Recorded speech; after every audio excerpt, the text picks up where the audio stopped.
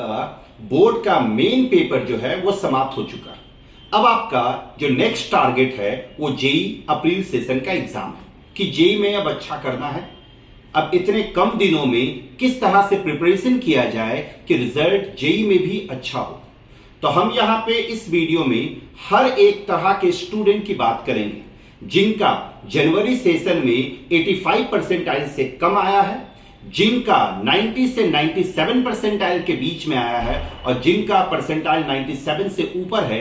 हर एक स्टूडेंट का क्या स्ट्रैटेजी होना चाहिए उसके बारे में हम बात करेंगे। तो सबसे पहले हम बात करते हैं कि जिनका परसेंटाइल 90 परसेंटाइल से कम आया है वो लोग को क्या करना चाहिए। तो जिनका भी परसेंटाइल 90 परसेंटाइल से कम आया है, अगर हम उस स्टूडेंट के जगह पे हो तो मेरा क्या स्ट्रैटेजी होगा। तो हम सबसे पहले 90 परसेंटाइल को टारगेट करेंगे। 90 परसेंटाइल लाना ही मेरा मेन टारगेट होगा। अब 90 परसेंटाइल लाने के लिए हमको 80 से 88 मार्क्स चाहिए, मतलब मान के चलिए मैक्सिमम 88 मार्क्स चाहिए। तो 88 मार्क्स अगर चाहिए मतलब कि हमको 22 क्वेश्चन सही बनाना है। अगर हम 22 क्वेश्चन सही बना लेते हैं तो हम 90 परसेंटाइल में पहुंच जाएंगे।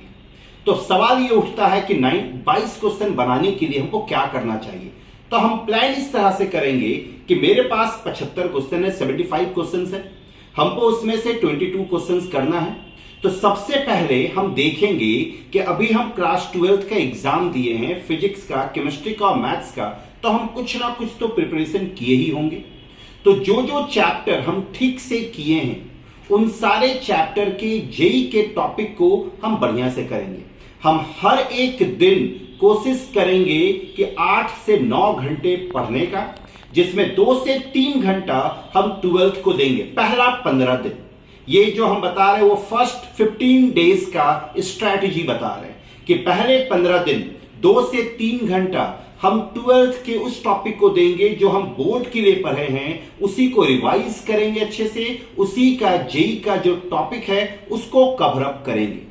और उसके बाद जो 5 से 6 घंटा आपके पास बचता है उसमें हम 11th का जो इंपॉर्टेंट और जो छोटा टॉपिक है उन सारे टॉपिक को करने का कोशिश करेंगे। इस 15 दिन में फिजिक्स, केमिस्ट्री, मैथ्स तीनों का, जैसे अगर हम बात करें कोई इंपॉर्टेंट और कोई छोटा टॉपिक, जैसे हम 12th की अगर हम बात करें तो 12th में फिजिक्स में सेमीकंडक्टर एंड डिवाइसेस को हम जरूर करने का कोशिश करेंगे क्योंकि वो आसान टॉपिक है और वो आपको जेई में श्योर शॉर्ट 2 से 3 क्वेश्चन देता है। मैथ्स की अगर हम बात करें तो मैट्रिसेस डिटर्मिनेंट हो गया, आपका मैट्रिसेस डिटर्मिनेंट आसान है और वो भी आपका 2 क्वेश्चन जरूर देगा। फिर हम बात करेंगे डिफरेंशियल इक्वेशन की, फिर हम बात करेंगे एरिया बाउंडेड की, फिर हम बात करेंगे वेक्टर और 3D की। तो अगर हम ये टॉपिक केवल कर लेते हैं तो मेरा जेई मेंस में कम से कम 4 से 5 क्वेश्चन तो मैथ्स में पकड़ा जाएगा, सेमीकंडक्टर एंड डिवाइसेस से कम 2 क्वेश्चन पकड़ा जाएगा, और भी हम फिजिक्स में छोटे छोटे टॉपिक को ढूंढेंगे जो जेई के लिए इंपॉर्टेंट होगा, उसको कवर करने का कोशिश करेंगे। सेम चीज हम केमिस्ट्री में करेंगे। उसी 15 दिन में जो 5 से 6 घंटा हम 11th के लिए देंगे उसमें भी हम जो इंपॉर्टेंट चैप्टर है, जो छोटा चैप्टर है उसको कवर करेंगे। जैसे अगर हम फिजिक्स की बात करें तो फ्लूइड मैकेनिक्स, ग्रेविटेशन, एसएचएन, ये सब छोटा छोटा टॉपिक है और ये सब आपका अच्छा मार्क्स दे जाएगा। मैथ्स की अगर हम बात करें तो मैथमेटिकल रीजनिंग को हम करने का कोशिश करेंगे, स्टैटिक्स को करने का कोशिश करेंगे। ये दोनों का दोनों टॉपिक आसान है।